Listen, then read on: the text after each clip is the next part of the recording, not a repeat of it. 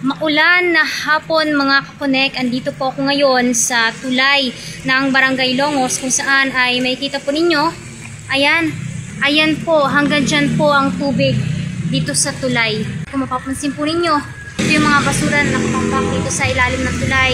Ayan, ito naman po mga konek na nakikita nating balsa.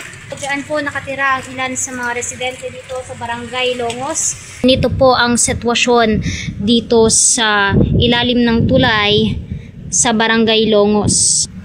Itong balsa po na ito na ginagamit nila sa isang balsa pa na yun ay pasira na. At ang masama pa rito, dahil pasira na nga, baka mamaya kapag may gumamit nito ay biglang matumba o kaya naman ay mawasak.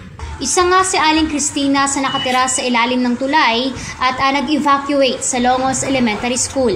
Ang dahilan naman kung bakit sila bumalik rito ay upang i-check ang kanilang mga gamit. Ay nako, noong nakaraan kasi nakurente ako dyan kasi bigla nagpakaulan ng tubig. Tapos nagkataon na kukunin ko yung bag ko doon. Ayun, nakuryente ako, nalaglag, nalunod ako Kamusta naman na yung sitwasyon ninyo dyan sa Longos Elementary School? Maayos naman, sagana kami sa pagkain, lalo-lalo na kay Mayura. Lagi siya nandiyan para magbigay ng ayuda.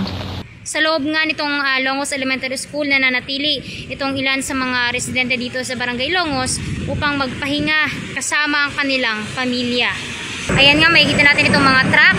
Ang mga truck na ito, ayon sa naging panayam natin kanina sa isa sa mga residente dito sa Barangay Longos, ay nagpahinga sila at nagstay sila dito sa kalsada na ito dahilan nga ng baha doon sa Malabon. Yung mga yan, mga pabalik na yan sa pabrika nila. Baga yung dadaanan kasi sobrang lalim talaga, hindi kakayanin. Kaya ganon.